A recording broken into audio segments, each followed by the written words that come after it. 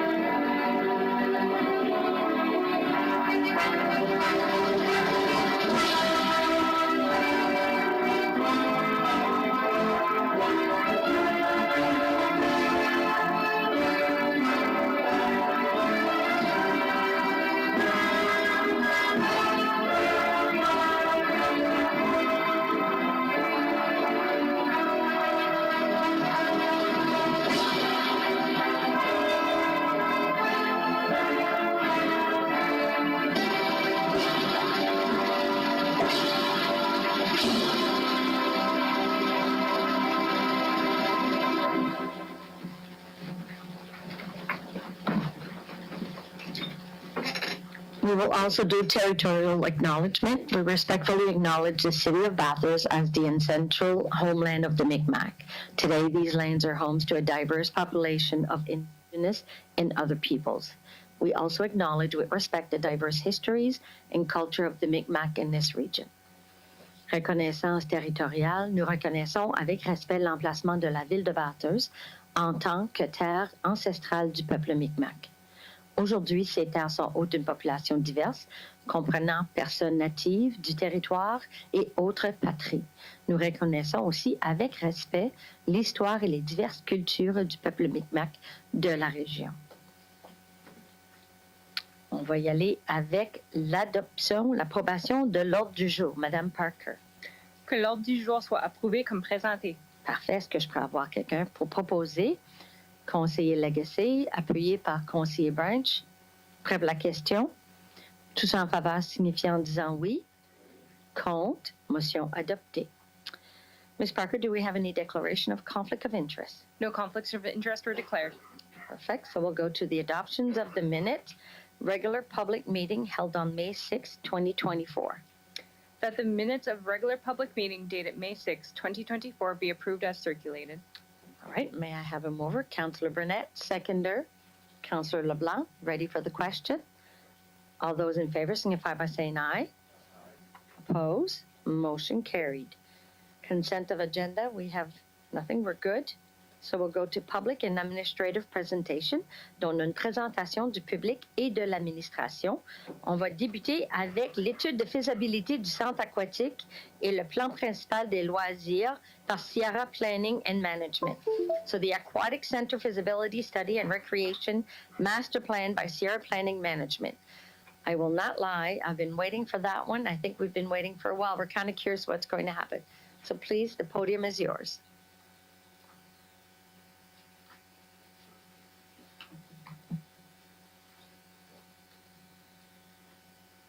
Thank you. Good evening, everyone. Madam Mayor, members of council, members of staff and public. It has been a while. We've been working hard away on this, and we've come back with a complete feasibility assessment. So I'm just going to load the presentation.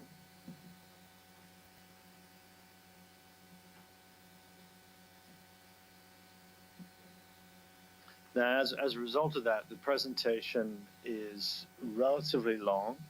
With your indulgence, I think it's important that we go through. So I can't promise it will be 15 minutes. It's probably going to be closer to 20, 25 minutes. And then, of course, we'll be happy to take any questions that you have. So as the title implies there, we view this very much in its context of being a regional project. Just wait for it to come back on screen. Okay.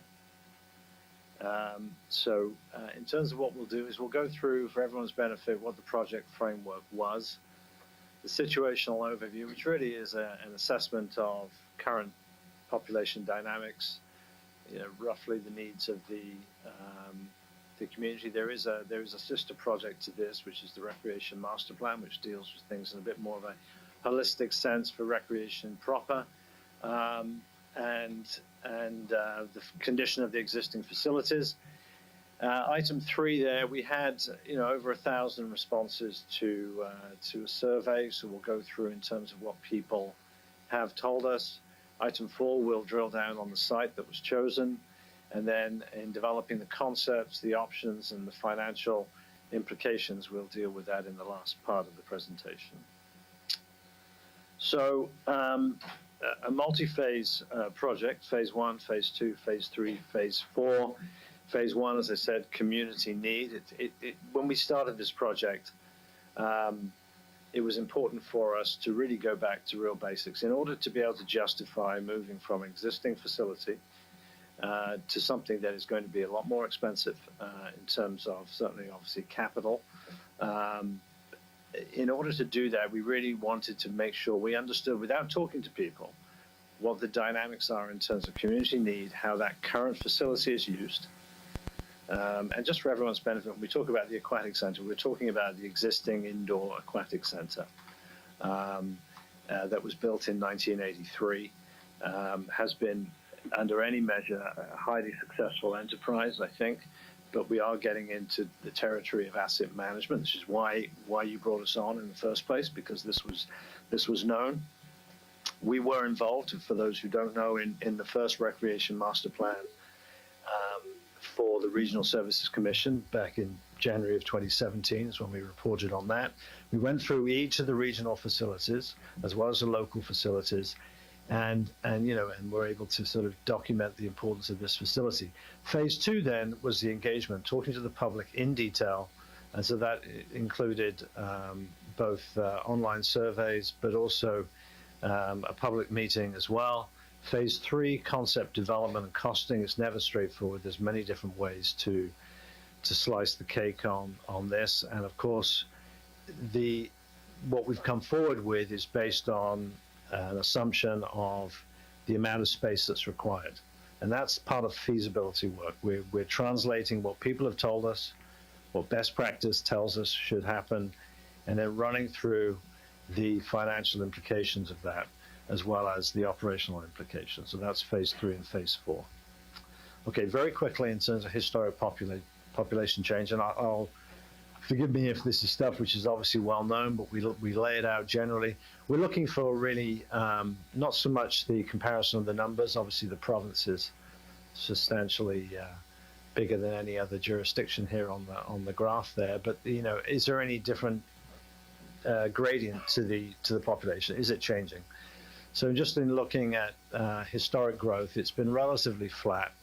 Our estimate is that as the province continues to be quite a well sought after place for immigration from other parts of Canada, as well as internationally, we're going to see an uptick in population. There really aren't any major projections to be brought forward, but we are seeing that in other major centres, and I think that Bathurst would follow suit as well.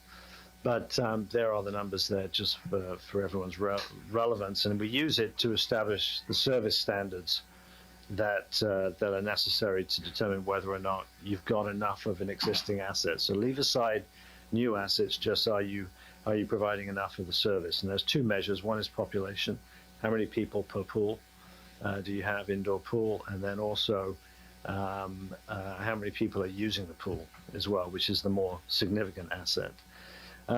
In terms of the population profile itself, nothing which anyone is unaware of. A slightly lower median household income in the RSC than the province. Higher income in areas outside of the city limits, which again is very typical that we'll see in metropolitan areas, and an older profile. We're all getting older in terms of communities, in terms of their aging, and you'll see this when we come back with the Recreation Master Plan. it's not about just sort of focusing only on one age cohort. It's about making sure we plan for everyone. So as it relates to a pool and the importance of it, I think arguably in a cold weather climate and serving the interests from cradle to grave in terms of recreational opportunities, you will be hard pressed to find a recreational asset that serves as many different needs and members of the community as an indoor modern aquatic center. So it really is an ambition.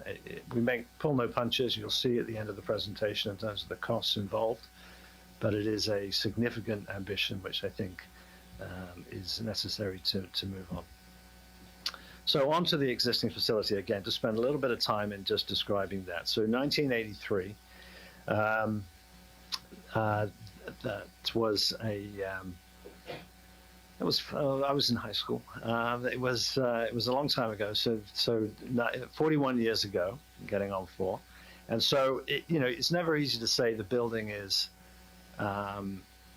is completely obsolete. You can't use it. The fact is you will, and you'll keep using it until you have a replacement facility.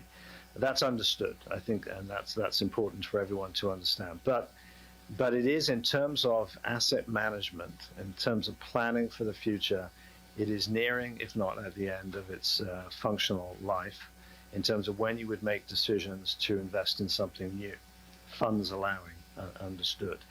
You have made some renovations, about $750,000 about 10, 12 years ago, which has extended the life somewhat.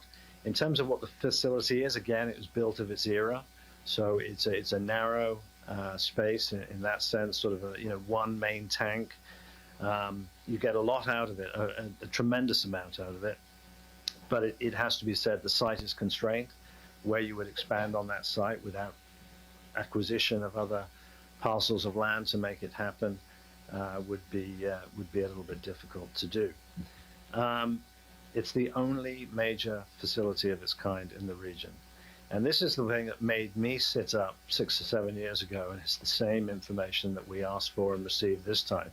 In terms of the utilization, that is a big city level of utilization, 120,000 person visits a year. A person visit a year is if I went swimming every day for 365 days a year, I would count as 365. In other words, every time that turnstile goes and someone comes into the pool, that's a visit or a swim.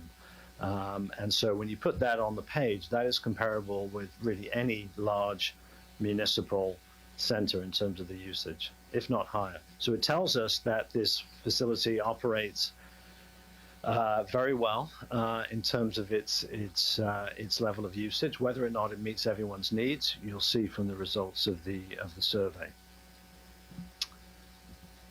So on that, the survey, it was this time last year, provided in English and French, 1,000 responses received. Anytime that we get 1,000 responses to what is a fairly long online survey, yes, you're filling it out because you want to. It doesn't mean the survey is biased in any way. We restrict the ability for people to fill out the survey multiple times. So what we have here in the results is a very representative picture. But in terms of the quantum, getting 1,000 people to provide a response tells us that the issue is important to them as well. So that's really the very first takeaway. And then we had an initial stakeholder workshop also this time last year as well. We obviously ask questions in terms of who's in the room, where people come from. Again, our lens is the regionality of this facility, with the city of Bathurst representing just under a quarter, Bell Bay, I should say, around 16%, and then you can see from the list as it goes down. Generally, in terms of the geographic distance, but if you just flip to the right side of the page there, again in English and French, you'll see where's the best location for a new aquatics facility, and we had good responses. I mean, what was interesting for us is that fully a quarter of people thought that the existing facility was where you could rebuild.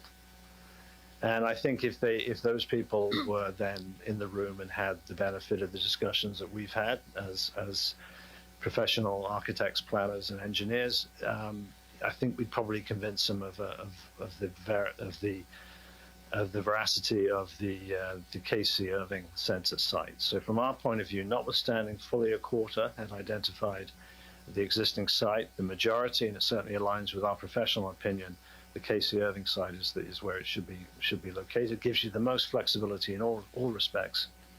So that's what we have been working on. What did people say that they wanted? We asked a number of questions about the details, because use of an aquatic center is all about who you are, whether you've got little ones or older people. It's about being ambulatory, getting the programs you want, getting access to lane swim without bumping into people. So it's all about access and times of day. What people wanted was a lane pool for recreational swimming, and swimming lessons prioritized the most. So we know that you need one large tank. We certainly recognize people that speak of the benefit of having a big Olympic-sized pool. That is not the proposition here for a number of reasons. But 25-meter pool, the preference for 8 lanes. 8 lanes gives you good competition capability. So the main tank can be both for swimming lessons, recreational swim, and for competition should it need to. And then importantly, more than one tank. So this is where the building gets a bit bigger, but necessarily so, and it's part of best practice, is that you put a second tank in. And it's not just to cover the usual issues of pool foulings that you'll get with young kids here and there. It's about the ability to have things like beach access, to be able to get in and to be able to have toddlers be able to swim, and those that have accessibility challenges be able to go in using railings as well. So it's all about, as I said, cradle to grave recreational opportunity. In terms of the workshop we had, as I said, this really, I guess, reflects what I've just said: training and competition, flexibility of the facility. So it's not just about the pool itself, the natatorium, as they say, that part of the building. It's about the support spaces, universal change rooms, so family change rooms where you can change as a family. A meeting room, a meeting room or two, nothing palatial in terms of attempting to expand the size of the building, but you're going to need to have, a room where you can have a birthday cake, where you can have a competitive team meeting, where staff can gather to do some training exercises. And then the decking itself, it's not just about, we've all been in those pools where your back's against the wall and there's the pool and the deck's very narrow. You have to have enough decking space to be able to function accordingly. So that all got pushed into the exercise. Moving on very quickly to the sites that we looked at. We did look at a range of city-owned sites, and we are aware of the range of facilities that do exist in the region. And we always ask the question, can you co-locate this facility with another recreational asset? Because what you wouldn't do, I think, is to develop a freestanding aquatic center by itself, because that becomes a more costly proposition in almost every regard in terms of site development, operating costs, servicing, and so on and so forth. So the location that we've centered on, and I think it is a great location, it's almost a best practice location. If you look around the country, you'll see aquatic centers get added to existing recreational complexes. So the K.C. Irving Center raised some challenges for us, because it's not one thing or the other. That facility, it's an event center, and it's also a community center as it stands now. And we're going to add in another community use. And I should just add as well, at the back of our minds, or even at the front of our minds, doing this exercise was the recognition that the existing aquatic facility has a 35-child daycare space within it. So the proposition is, unless there is a undue concern with moving to another part of the city for that operation, and I recognize there need to be consultations further in that regard. the proposition is that we would need to find room for that as well. So the location within that site was very important as a result. You couldn't just put it front and center of the building. We tried, but we went for a better option. So this next piece is the articulation of everything we've heard, the research, what we understand from our experience, pushing and prodding our architectural colleagues, which I should just mention them as well, Perkins and Will out of Toronto, but also CLAD, Ian Cadd out of Bathurst, and CBCL architects from out of Fredericton. We came up with this. This is the space program, the amount of space. Yes, it's always subject to revision as you go forward, but this really is the most sort of simple reflection of everything that we think should be in the building and nothing more than should be in the building. If we were being expansive, we would say, let's get a gymnasium in there as well, because it would add gymnasium space to the site, and it would be under municipal control. That's not the proposition here. So what you have here is the total amount of spaces, 47,000 square feet, called gross square footage. So that's the spaces and all the circulation that's required there, and then the childcare nestled on top. In terms of the sites, if you can see this, we identified 3 options.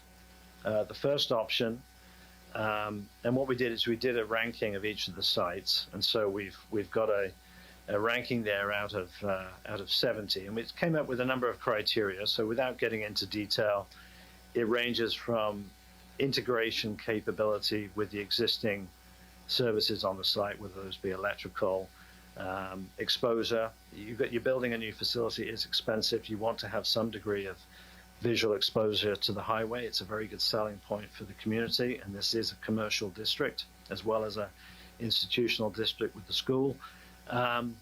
Connections to the existing facility and the ability to work with the site to enable, if just to be sufficiently and appropriately ambitious for the future, the next project after the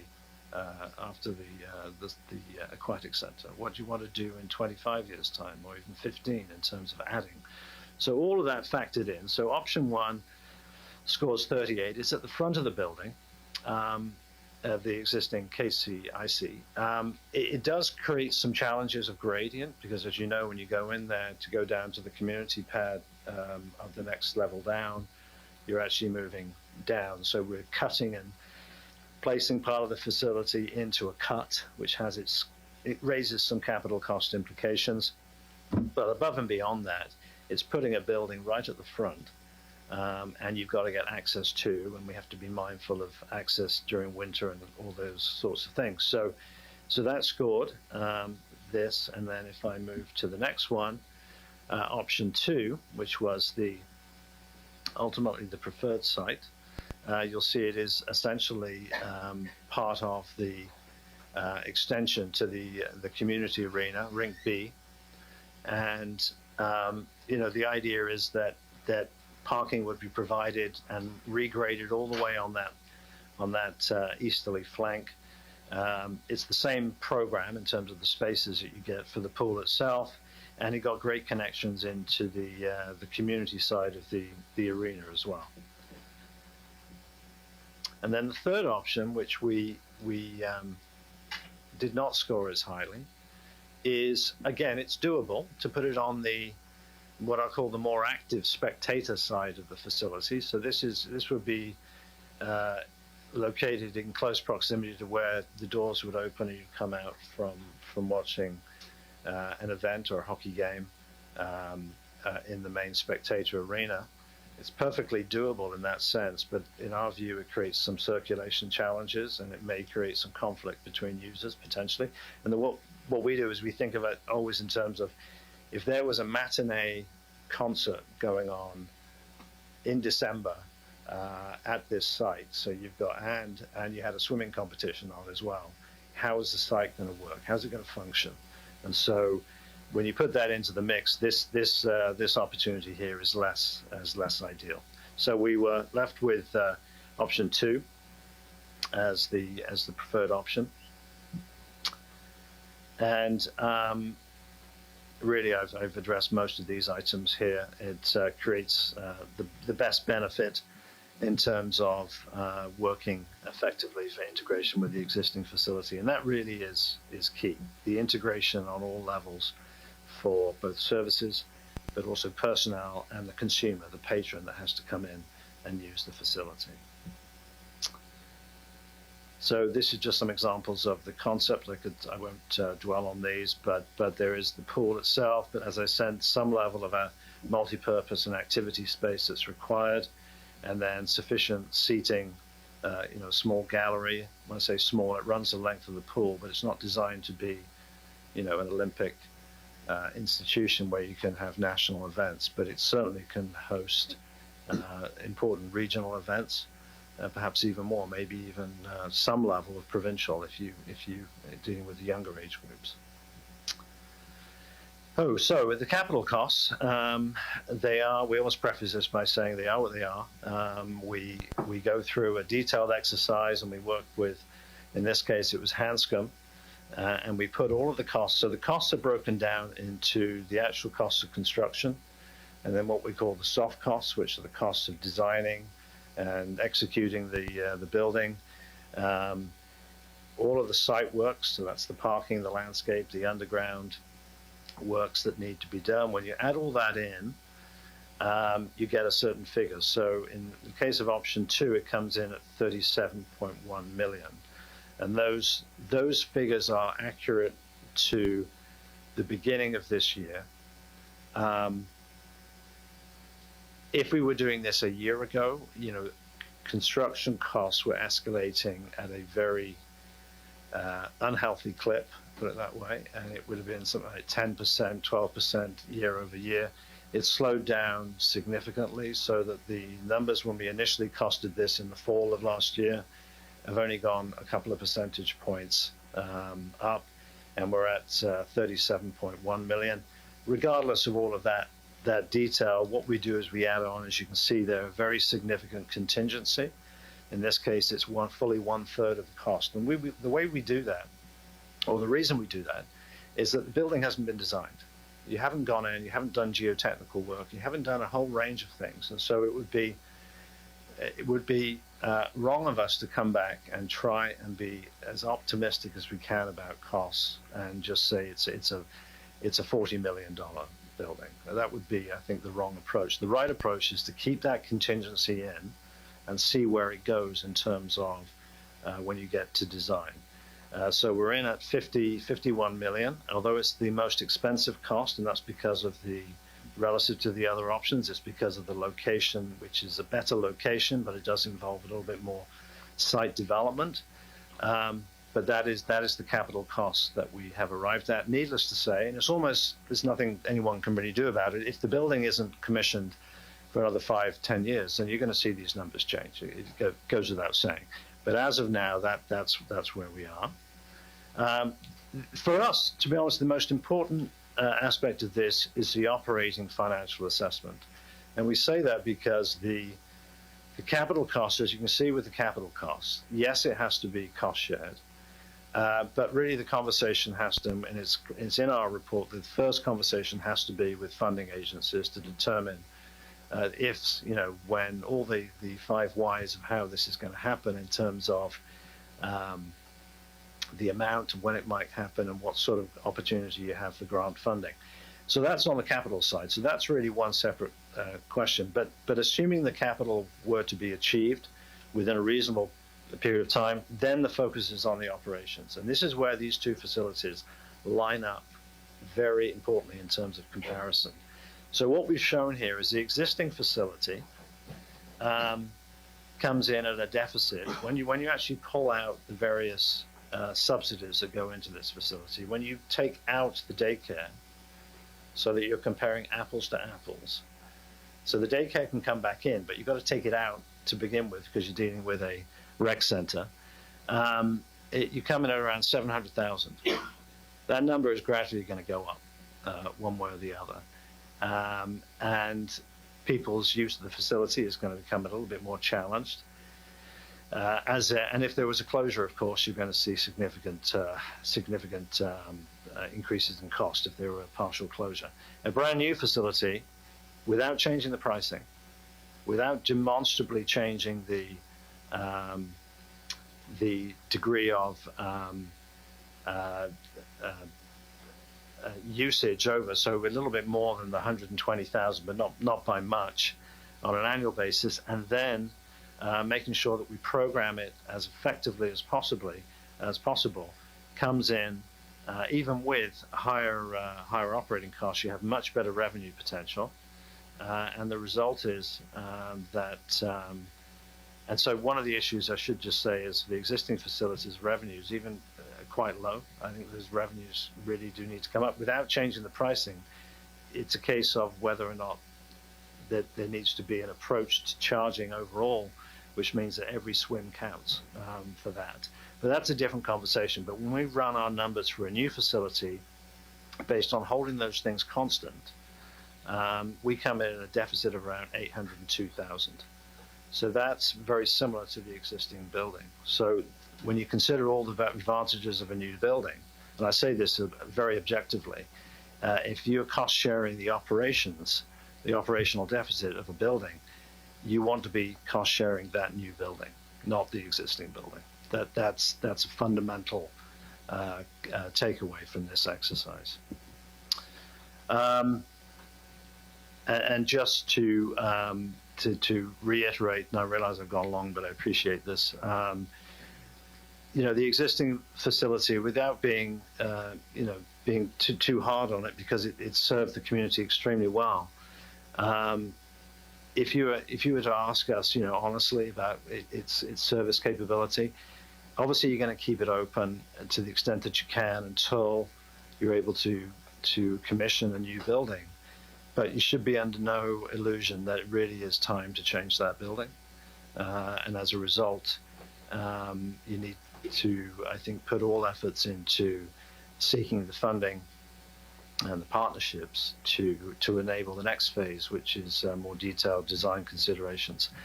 And the new facility, once and if built, for us as economists as well, planners, we see this as part of your economic development. It's quality of life and economic development. They're two sides of the same coin. That's it in a nutshell. And hopefully we'll be able to field some good questions. And the last slide is one that is just important to recognize that, as we say here, the cost of doing nothing is really nothing. So if there's no action on the existing pool, it's not because you're choosing not to. It's because you're keeping it open until you develop the funds, the ability, the partnerships to be able to implement that new building. So that's the goal, is to work on those aspects now. But if you literally took the case that the building is fine as is, off we go, let's close the conversation off, then the cost of doing nothing is never nothing. There will be higher costs down the road as well. So thank you, merci. I'll certainly take any questions. Thanks.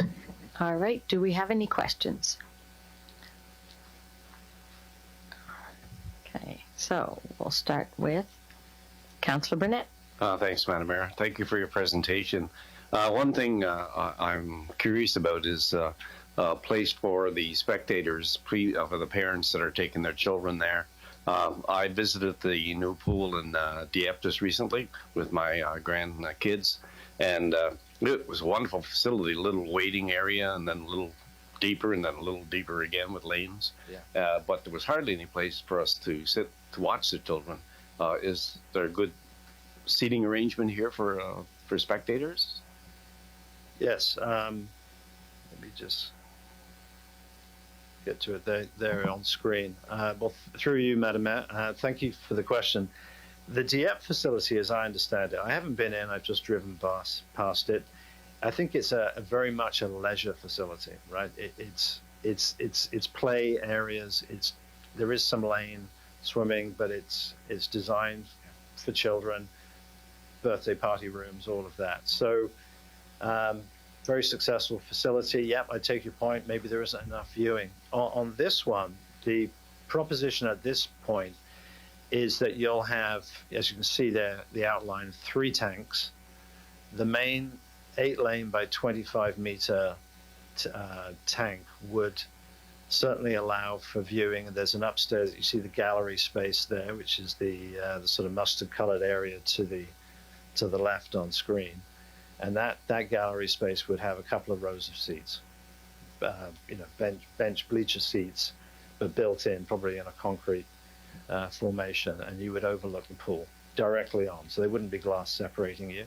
So you'd be in the heat of the building.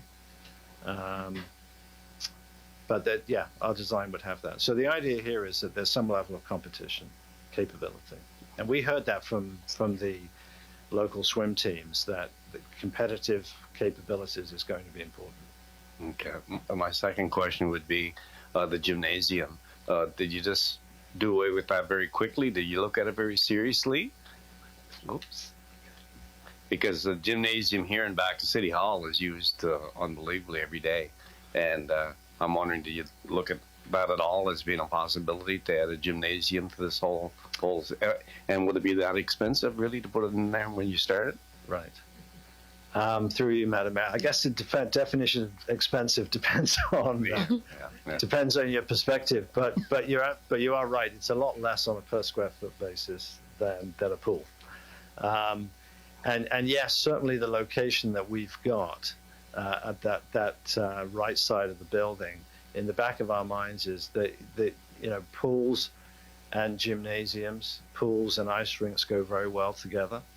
And so we've kept our powder dry on this, because I think that our view, and we did it in discussion with staff, is the study here is for aquatics. We have, and you'll hear from us shortly on the recreation master plan, which deals with these other recreational spaces.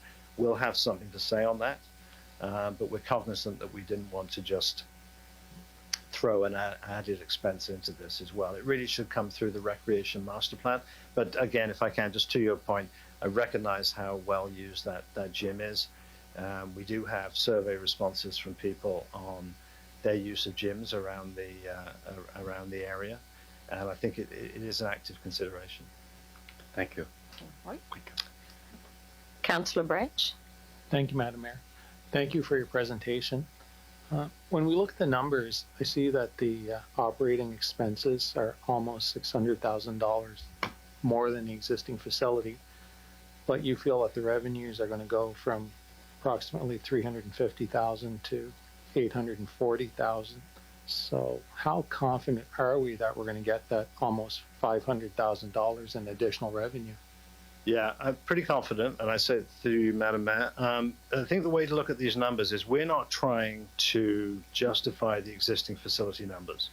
So we received, as we requested, the existing facility operating pro forma, or their entries into the budget for 2022. Coming out of the pandemic as well, we take it for guidance. The revenue's at $354,000, and yet the numbers of, with indication of north of 100,000 person visits. So what we said is, look, there are reasons for this, and it's not for us to do any kind of audit of those existing numbers. The costs, I think we recognize the costs with the current commission are going to be lower. If you look around the country, you'll see if it's a non-municipal operation, there are some savings that can happen. If it's run by a non-profit, it depends how I'm going to be careful about what I say here, because it's not always the case. But if you went to, say, Halifax, there's a 50-meter pool. I think it's called the Centennial Pool in downtown Halifax. It runs, at a deficit for a 50-meter pool. It's just one pool, but it runs a deficit probably around $500,000 when all is said and done, which is very good for a 50-meter pool. But as I said, on here, we can't really give a full explanation for the existing numbers that we've got for the existing pool. What we prefer to do is tell you what we think a modern pool should operate based on a reasonable approach to the program setup. So how much is rentals? how much is instruction, how much is drop-in. When you put that in, you keep it in a very healthy way, meaning fewer rentals, more drop-ins, more programs. Those revenues that come out, the number of people you expect in a pool, number of times you're going to run a program per year, those revenues of 800,000, I think, are certainly very reasonable. And as I said, they're based on your current pricing. The operating costs, similarly, this is us giving an honest appreciation of what we would think if you were to do a full municipal Class A pool operation with all of the staffing requirements from the management down to the lifeguards. So we're in at 1.6. So the result is a deficit around 800,000. When we look around the country, that's a number that we're comfortable with.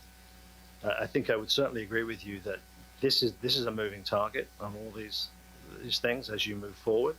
But at a schematic level, well, more than that, actually, the right-hand side is how we would think an operation can result in performance if it's run as a municipal operation. If you do it through other means, some of these numbers will change. Yeah, it's not the operating expenses I was questioning so much as the revenues, because like you say, the revenue, the cost is not going to change, and you're saying that the numbers for usage are already equivalent to that of a larger center. So that's why I'm struggling to see how we're going to get to almost 2.4 times more revenue when we already have 5 units based on population. Yeah, so respectfully, through you, Madam Mayor, you can't make that comparison because we don't know where that 354 came from. We know what the rates are. We know what the utilization is said to us as being. You calculate that through with just right sizing the delivery, so a certain percentage is going to be rentals versus other uses. When you put that into the mix and you're conservative about it, these are the numbers that come out, 800,000, which is not dissimilar to what we're seeing elsewhere. So I guess short way of answering this is I think you need to drill down on where that 354 comes from, because I don't think that's a municipal operation that you would operate at. If we were coming in and saying that you were to be risk averse, to say we would agree with $400,000 in revenue, we wouldn't be recommending the project. All right. I guess I'd be curious for those drilled down numbers, because like I say, if our usage now rivals a larger center, then I don't know where 2.4 times additional usage is going to come from, but that's good for now. Thank you very much. Thank you, Madam Mayor. All right. Perfect. Conseil Leblanc. Merci, Madame la Mairesse. Thank you. Thank you, my esteemed colleagues, for asking most of the questions I wanted to ask, but there was one left. Has there been any look at the cost of updating our current pool, or is that just completely left aside to look towards this one? Through you, Madam Mayor. The existing pool, we've walked through it. We've looked at it a number of times. We've had our engineering colleagues walk through it as well. I don't think we've done there hasn't been a full assessment of whether you could retrofit that building to meet modern standards. And so, as you can see, when you look at our report, when you look at the presentation, the result will be significant capital dollars to do that, in the millions, to do that. Or you would be resigning to having the same size of pool as you go forward, single tank, and you wouldn't be improving the functional capability of the pool. So our message, and we understand people are going to have different perspectives on this, but our message is that the focus should be on funding the new pool and the operations. Just to the councillor's question, the operations that we've put for the operational deficit of 800,000 is a good number based on revenues and expenses. On the capital side, until or if there is no circumstance where you can get a business case to build a new facility, only then would you look at trying to inject some level of longevity into the existing facility that would take you for another 25 years. And if I was, and we've looked at it, you've got some property there. I think there's a park which is next to it. It's not exactly right next to the facility, but somehow if you were going to expand that facility, you'd be expanding it somewhere. I think that would be the proposition to do that, and that's going to get expensive as well. So I think at this point, all the focus has to be on the new. Thank you. Yeah. Councillor Knowles? Thank you, Madam Mayor. Great presentation. Thanks for that. Thank you. Was it ever given any consideration to build a standalone facility, not upgrade the current one that we have? Or would the cost vary wildly if that was the case? Through you, Your Worship. Yes, it's always a consideration. In the presentation, we said you don't want to do a standalone because the issue is you do see standalone buildings like the one you have now is a standalone building, and you do see them built, and they're usually built of a certain era, often, and I kind of a bit unflatteringly call them shoebox designs, but they are essentially a building with a pool in it, not a lot of glass, and you see them on the edge of a park. You see them in Ontario in many, many places, and it fits the needs of the community. If we were going to do that, we certainly would have a conversation about a gymnasium, as an example, because the idea of multi-use is going to be beneficial as opposed to having individual dedicated buildings dotted around. And so, I think that the answer simply is that it would get more expensive, and you're going to have a custodial staff, security, whatever the range of costs are going to travel time to and from, it's going to likely increase the cost. So we view essentially the Casey Irving Center as essentially that standalone option, but it has the benefit of where it is. Okay, thank you. Councillor Legacy? Thank you, Madam Mayor. I just wanted to follow up on some comments made by Councillor Branch. The revenue, I'm guessing because of the restrictions of being a uni-tank system right now, if the swim club were to have a practice, then that means the pool can't be used for anything else. But by having multiple different tanks available, you can have simultaneous events happening, and that can increase a lot of the potential for revenue earning. That's certainly, through you, Madam Mayor, that certainly is the case.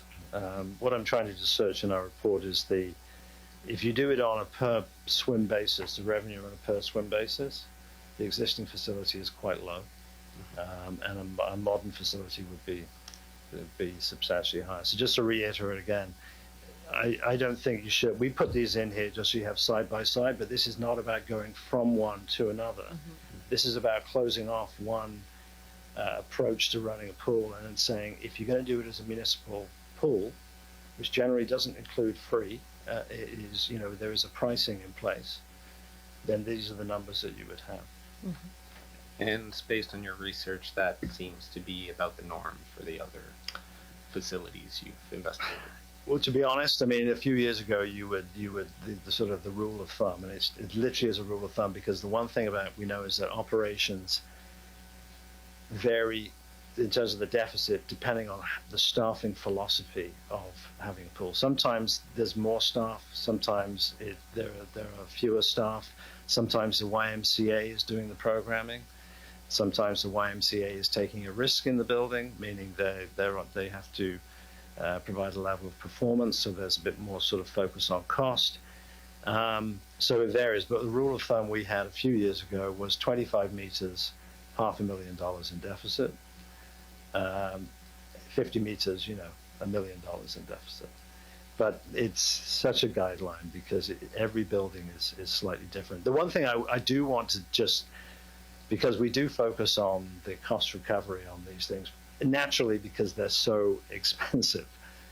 But if you were to stack the person visits in a typical municipal pool against the person visits to ice hockey rink, and I'm a hockey parent, so I'm not beating up on hockey here, but when you do it on a per usage basis, the level of deficit pools certainly come down in their level of cost, and the benefits are certainly as good as getting access to ice as well.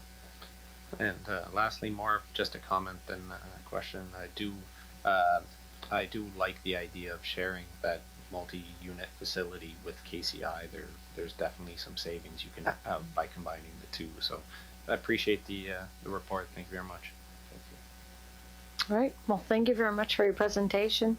You know, I think what's important is that any recreational facility that we are going to have, there is a deficit automatically. It's a service that you're giving to the citizens. There will be a deficit. And I do believe that by having a newer pool, of course, funding is a different story, but more people would come and we'd be able to offer different activities at the same time, which this pool does not have an opportunity to do. So thank you very much. It was quite the eye-opening. Now it's like, okay, where are we going to find that money? That's another story, but thank you very much. Thank you. Thank you for your time.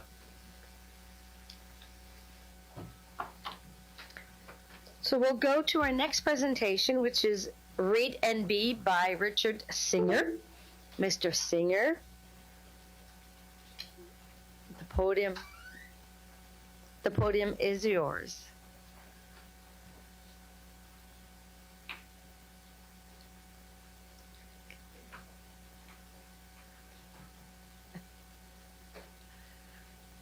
Thank you for inviting me. My wife tells me I talk too much, so I'll try to be a little bit brief if I can.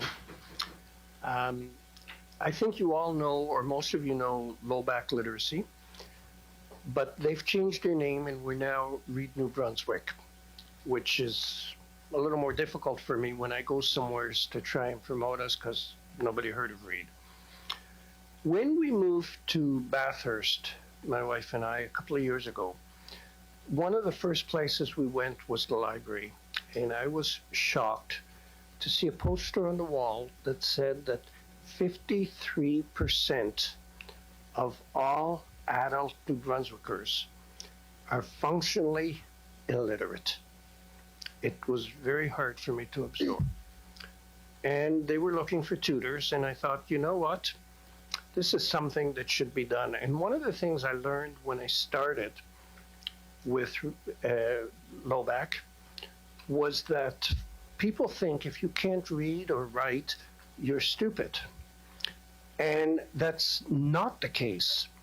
Some of the most intelligent people and some of the biggest businesses have been by people who cannot read or write, but for whatever reason, did not have the opportunity to learn.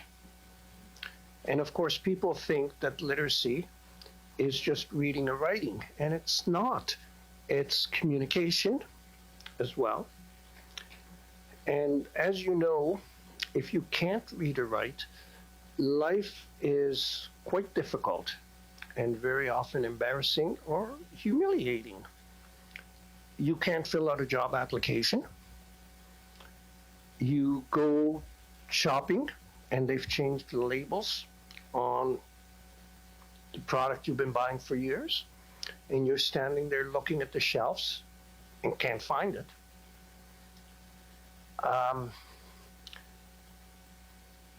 You go for a job interview, and this has been told to me by, and of course, everything's confidential, so I can't tell you who, but if I did, you would know, by one of the grocery store managers.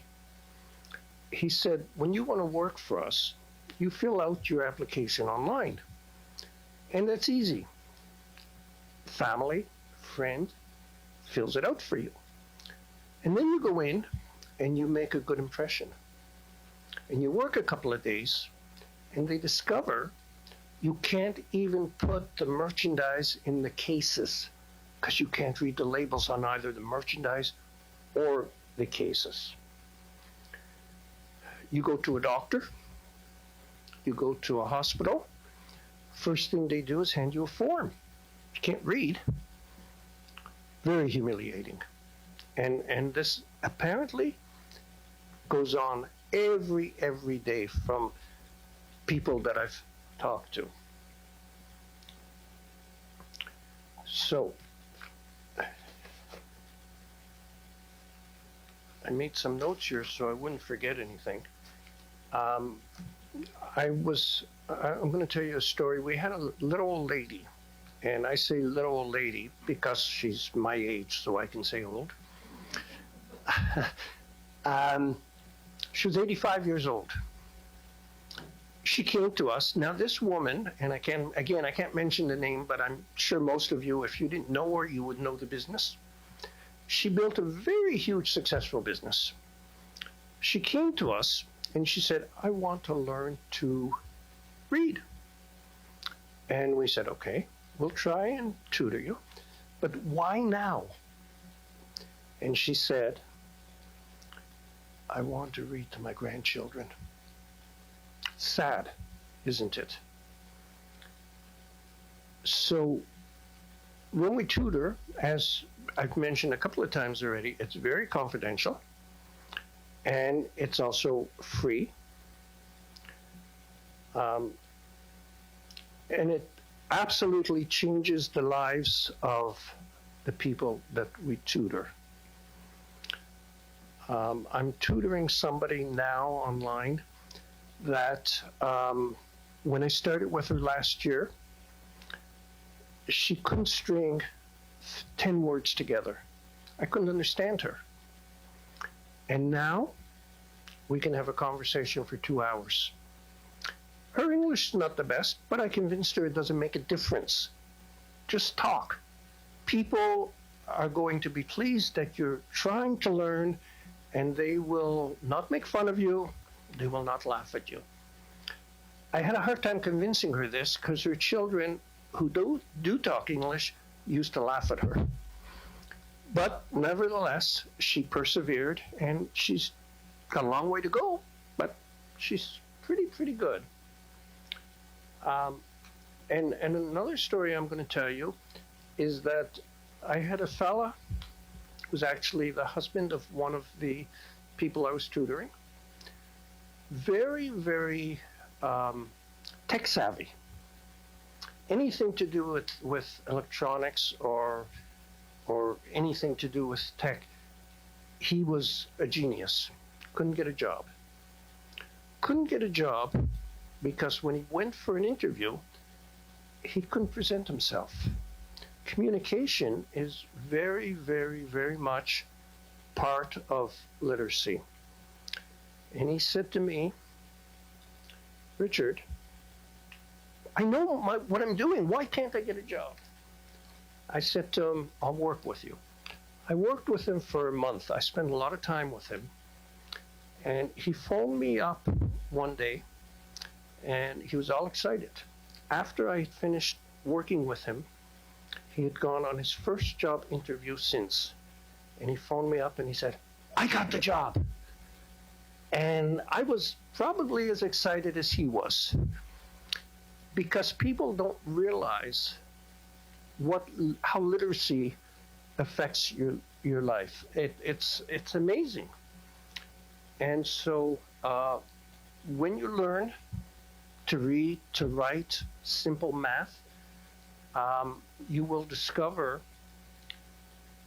that there's a whole new world out there that you never ever knew existed. And for all of us tutors, and it's all volunteer, we don't get paid for it, the satisfaction that we get when our learners come to us and say, thank you, my life is different than it was. The appreciation that we see and the thankfulness, you can't buy that.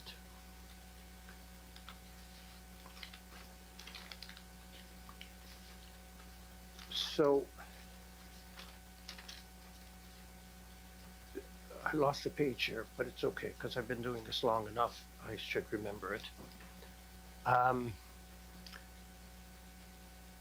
When we teach, tutor, whatever you want to say, we do it as much for us as we do it for the people that we're trying to help.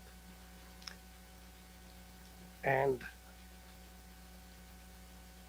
when I've always, people who know me know that I always try and give back. We've been lucky in life, and I always try and give back. And that's fine. But when you change somebody's life, it's different. And I would never have believed when I started with Read New Brunswick that that is what happens. And it happens often. Now, we are trained. Most of our tutors are teachers or ex-teachers, they're retired, but not all of them.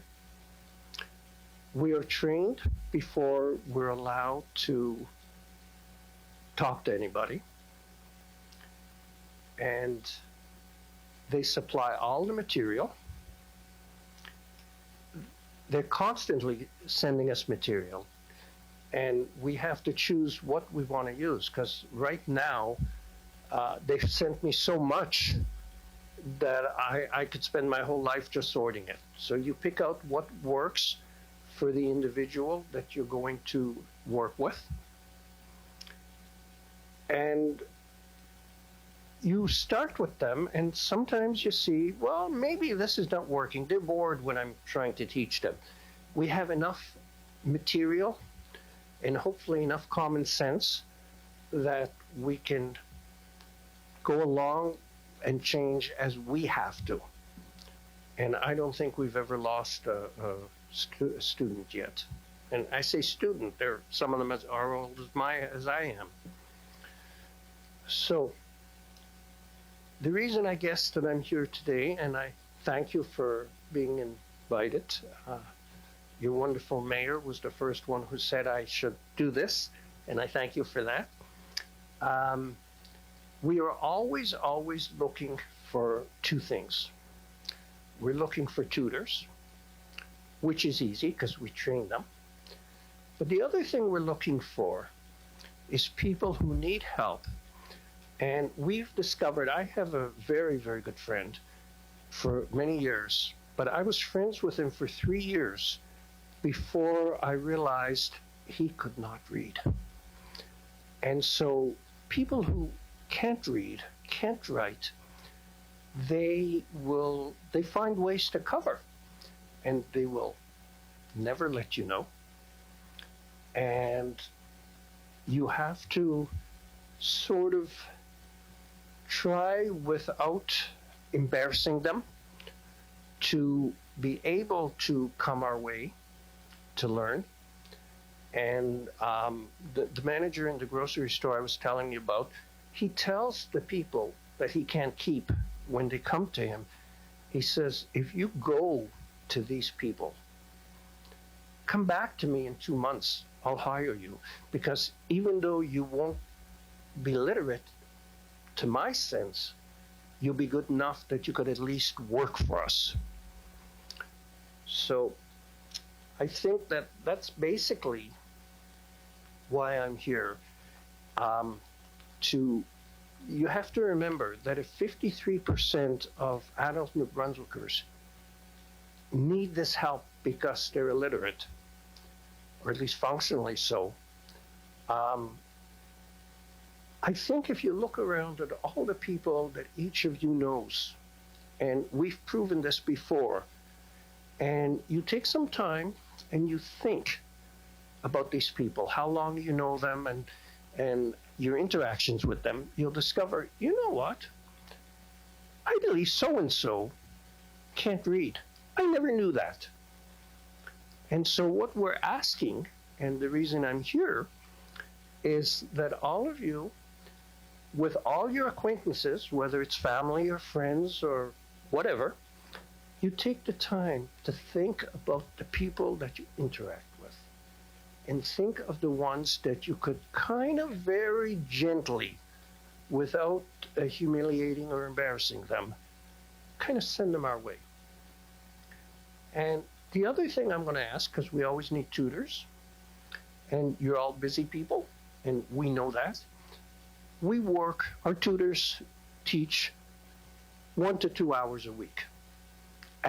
Usually the choosing between the tutor and the person you're going to teach. And I think most of us can spend an hour a week if we wanted to, because the satisfaction you're going to get out of it, I don't think you're going to get anywhere else. So, having said that, if you have any questions, I'll answer them.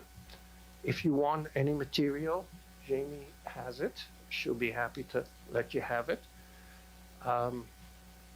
There's not much else I can say, except that we're trying to find the people that need the help, and we're doing it the only way we know how.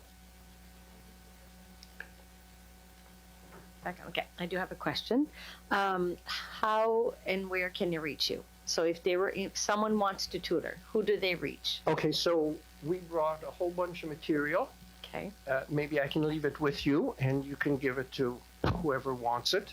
Okay. And they can phone, and can they call just the Bathurst Library here and say, I would like to? No, they can't. No. All right. The Bathurst Do you have Library... a pamphlet in front of you so I can actually give the phone number? Since we have people that may be watching it online that feel comfortable.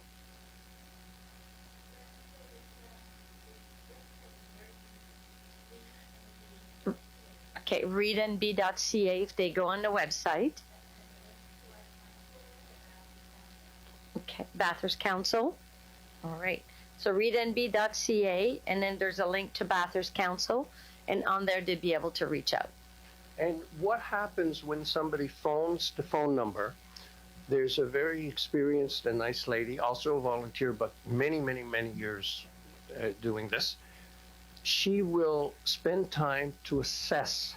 So what happens is she knows what kind of tutoring this particular person needs, when it's possible to do it, and which tutor we have is going to be best suited for her.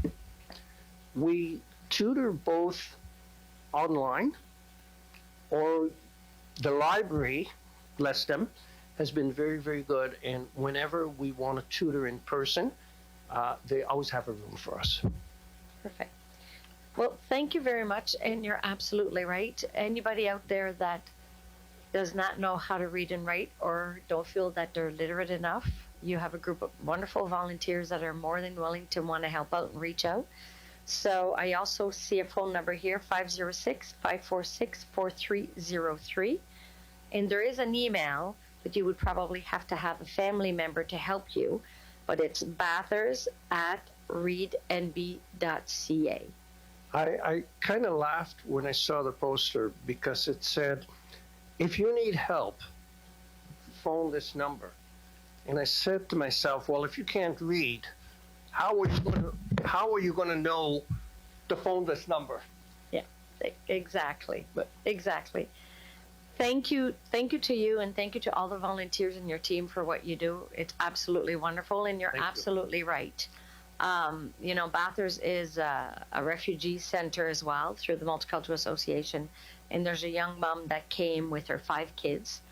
And the first thing what they've asked is what she would like to do. And she says, I would love to learn how to read and write. So it goes a long way. So thank you very much. It does. And I thank everybody for their help. And I thank you for the opportunity to speak tonight. Thank you. Okay.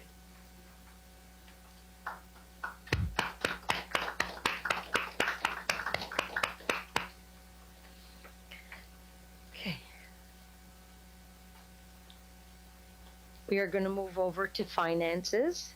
So we're going at 7.1, accounts payable totals for April 2024. Ms. Parker, hold on. I'm just going to make sure you've got the mic. Okay.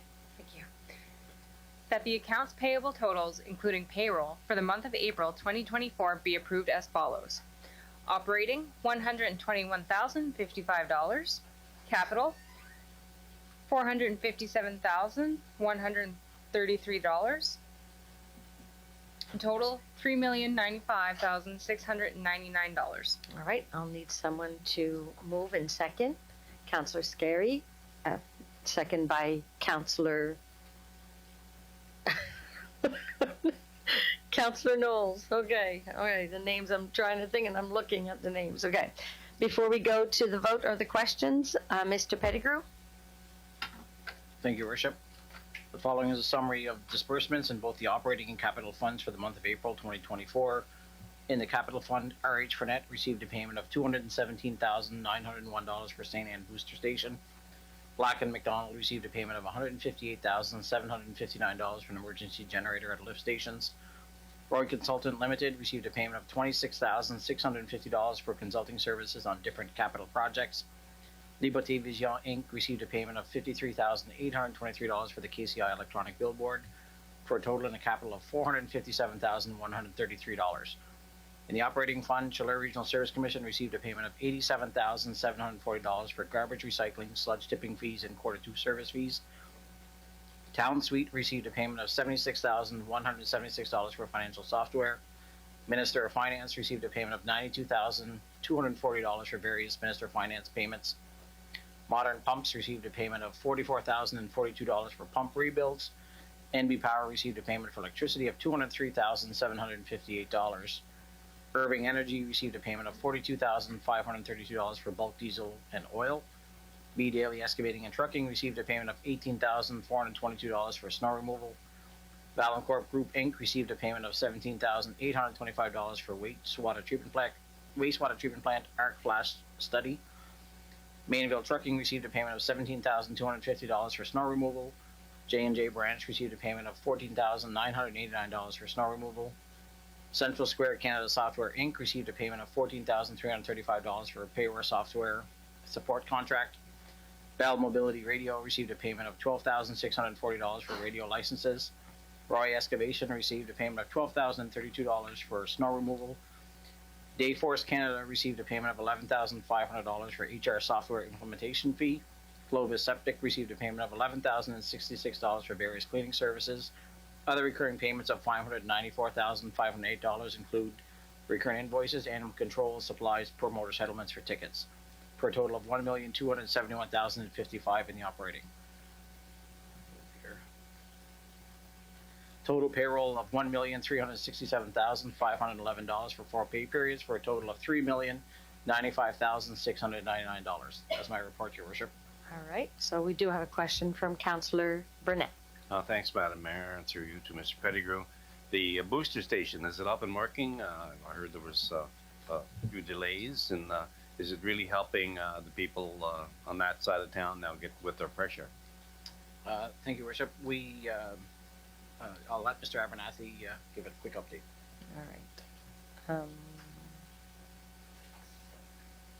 All right, Mr. Abernathy, you have the mic. Thank you, Your Worship. So the booster station is online. We're doing final commissioning this week.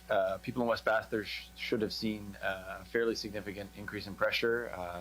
We haven't heard a whole lot, except some people kind of mentioning, yeah, it's been pretty good. There is another 5 psi pressure bump expected for this week, though, so we do expect people to see a fairly significant increase at the end of this week. We've been running some scenarios with filling the boosters overnight and using them during the day to try and work out those tweaks and try and stabilize that pressure. So the final stages are happening right now, but yes, it is online. We experienced 2 water leaks during the implementation so far. Fingers crossed. That's significantly less than we expected. So one of them was fairly major, but significantly better than we expected it to go. So we rarely hear when we have good news. So so if anybody lives in West Bathurst and they're enjoying the extra pressure, don't be shy to let us know. Thank you. All right. So we'll go to the vote. Everyone in favor signify by saying aye. Oppose. Motion carried. On va aller sur l'arrêté municipal, deuxième lecture de l'arrêté V24-07Z. Madame Parker. That bylaw 2024-07Z, entitled A Bylaw to Amend Bylaw 2008-01, entitled The City of Bathurst Zoning Bylaw, be read for the second time by title. All right. I'll need a mover and a seconder. Conseiller Leblanc, moved by Conseiller Leblanc, seconded by Councillor Branch. Ready for the question? All those in favor signify by saying aye. Oppose. Motion carried. So we're going under draft resolutions. 9.1, grant distribution. Ms. Parker. That the grant distribution be approved as follows. Jeux de l'Acadie, $1,000. École secondaire de Piziguit for their poverty project, $500. All right, so I'll need someone to move and someone second. Deputy Mayor Willett, seconded by Councillor Knowles. Do we have any questions for that one? Committee, council, no? Okay, ready for the question? All those in favor signify by saying aye. Oppose? Motion carried. Do we have another grant one as well, Ms. Parker? No? Okay. So we'll move over to 9.2, North Tetigouche Recreation Center. That the North Tetigouche Recreation Center receive a grant of $45,000 annually for 3 years beginning in 2025. All right, I'll need someone to move. Councillor Scary, seconded by Councillor LeBlanc. Do we have any questions on that one? No. Okay. All those in favor signify by saying aye. Oppose? Motion carried. Since, just quickly for the viewers, since North Tetigouche is part of the city limits now and their recreation center, we have committed for the next 3 years, and it's part of the arrangement, that they used to get money from the provincial government, that $45,000, it will come from the city. 9.3, license agreement, Cruise Enterprise Limited. Ms. Parker. That council members approve the license agreement renewal between Cruise Enterprises Limited and the City of Bathurst, and that the mayor and city clerk be authorized to sign all related documents on behalf of the city. All right, I'll need someone to move. Deputy Mayor Willett, seconded by Councillor Branch. Ready for the question? Oh, we have a question by Councillor Burnett. Go right ahead. Thanks, Madam Mayor. When will the docks be going back in so the kayaks can get back out again? Good question, Mr. Pettigrew. Oh, all right. Give me a sec, Mr. Wilbur. I'll give you the mic. Okay, you're good to go. Thank you, Your Worship. As far as I know, they are scheduled to go in this week, actually. Yes.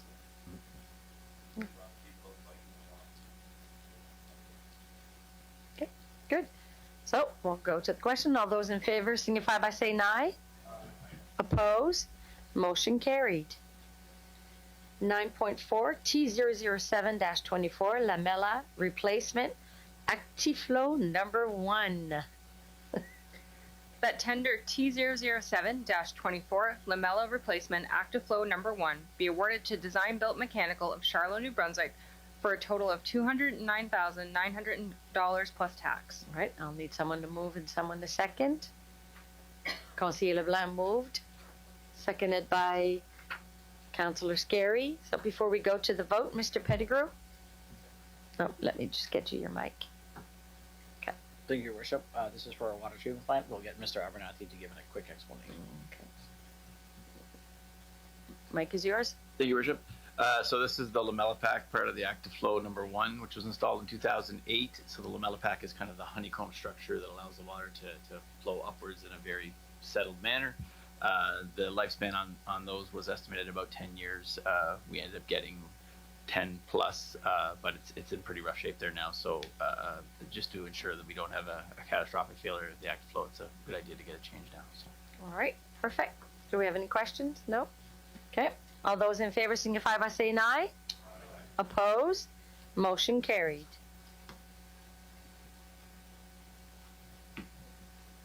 .5 items discussed in camera. So, fire master plan. That the fire master plan for the City of Bathurst, prepared by Transitional Solutions Incorporated, be received as presented in camera on April 29th, 2024, pursuant to Section 68 of the Local Governance Act. All right, I'll need someone to move. Councillor Branch, seconded by Councillor Legacy. Ready for the question?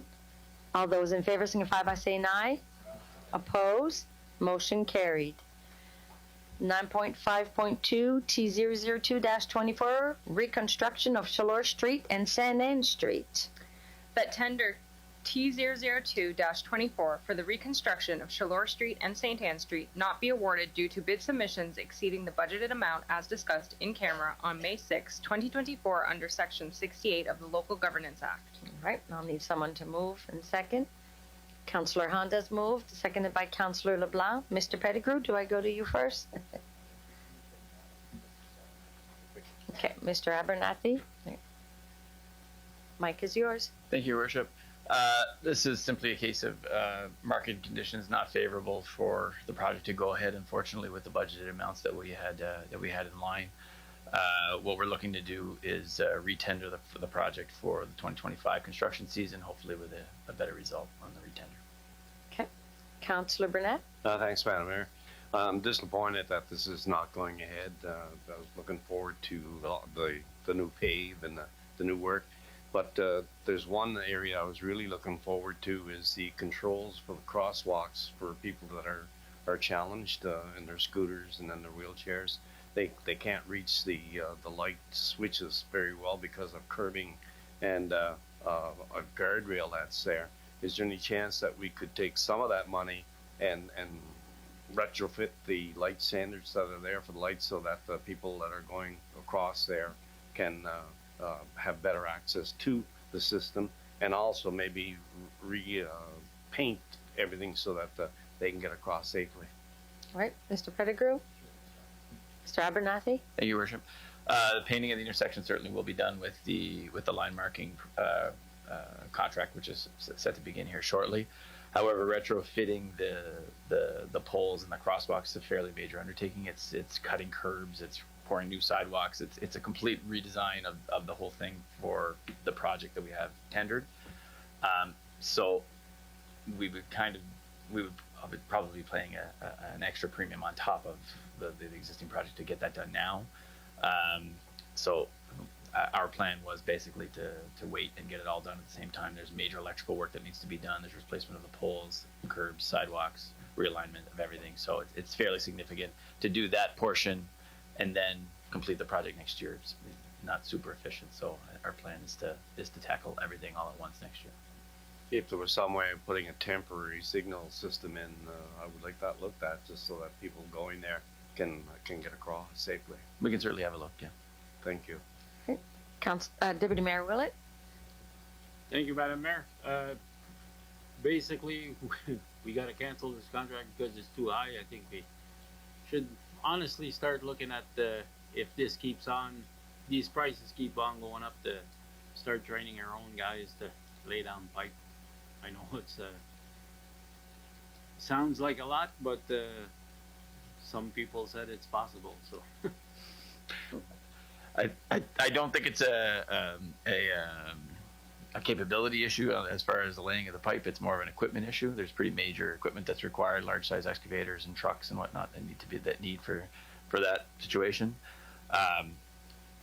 Something we certainly can look at doing. Maybe start off a smaller scale at first. This is a major undertaking we're talking about here. It's not something that we would be able to do, certainly for a number of years. But hopefully the market will return to a more reasonable stance next year, and we can get some more work done. So okay, thank you. All right. So again, for the citizens, this is a $5.3 million project that we were hoping for, and the cost came way above that.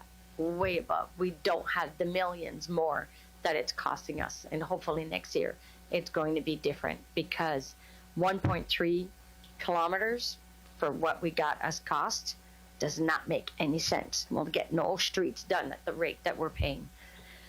So that's my little rant on that file, because I couldn't get over it when we got the quotes. It did not make any sense whatsoever. Anyway, it was very disappointing. I was very disappointed to see that this was not going to move forward. Okay, so we'll move on to. You have to do them. Oh yes, I got to go to the vote. All right, I got the questions. See, I got myself all worked up on that one. All right, so all those in favor signify by saying aye. Oppose. Motion carried. Reports from administration. Do we have any reports? There were no reports from administration and also none from committees. Okay, none from committee. Okay, so mayor report. I have something quickly. I think that the month of May and end of April has been quite interesting, but I did want to talk about the fire that we had at the Eddie's group a couple of weekends ago. And I know we've talked about it, but I did want to say a special thank you to our Bathurst Fire Department, our Saint Anne Regional Fire Department, Alorville, Beresford, New Bandon, Robertville, and even to Rocher that came in on Sunday to help out. our Bathurst Police Force, the RCMP, BNPP, Public Safety, DNR, as well as the ambulance services, and some of the counselors that just showed up even though they were not part of the emergency measures. To volunteers out there, people on Facebook that were saying, how can we help? Thank you to you, and to Public Work and our employees. I mean, even our CAO was at one of the fire hydrants. So I have to say I was so proud of this community and the work and how people really got together, and an opportunity to see how we can shine. I actually had an opportunity to, Mr. Steve Eddy called me the following couple of days later, and he could not give enough praise to the team of people that I've listed above. He also informed me that they have full intentions to rebuild. And I think what was most impressive was that there will be no layoff. He said that the employees are part of their family, and it was a 30-second conversation that it was, no, nobody's getting laid off. They basically said, we cannot afford to lose any of our employees. We want them to come back and stay with us, which is a lot to say for the Eddies. So thank you, everyone. Let's just hope something like this doesn't happen again for a very long time. But again, thank you to everybody who took the time. Aussi, pendant les 2 fêtes de semaine, j'ai eu la chance d'aller visiter le Bay Breeze Art Gallery.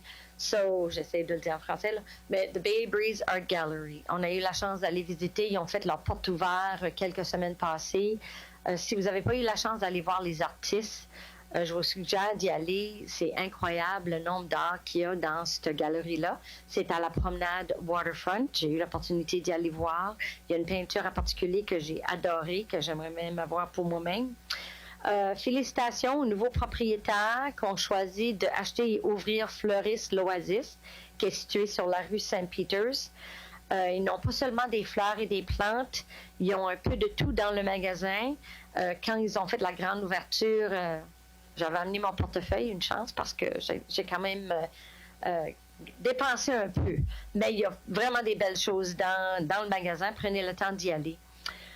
This Friday, May 24th, from 1 to 3 p.m., the Bathurst High School will be doing a community cleanup. Anybody that's interested, I know that they've reached out to the French community, I think ESN, daycare, schools, and communities in the area. If you want to be part of the volunteering group, join us at BHS on King Avenue for 1 p.m. And I think some of the counselors will be there. I'll be there as well. So we'll be picking up the garbage as we did last year. So it's a great way for volunteer week, volunteering period. On another note, last Friday, we actually raised the flag for the LGBTQ. We had students from ESN and Bathurst High School with us. The flag is still there, if I'm not mistaken, Ms. Parker? Perfect. And June 1st, since we won't have a meeting next Monday, June 1st, just as a reminder, it's Intergenerational Day. So it falls on a Saturday, but June 1st will be Intergenerational Day. Take the time, go visit the elderlies, go to the nursing homes. A lot of them don't have families. Go read a book. Take time to spend special time with them. I have 2 proclamations, which I'm going to find.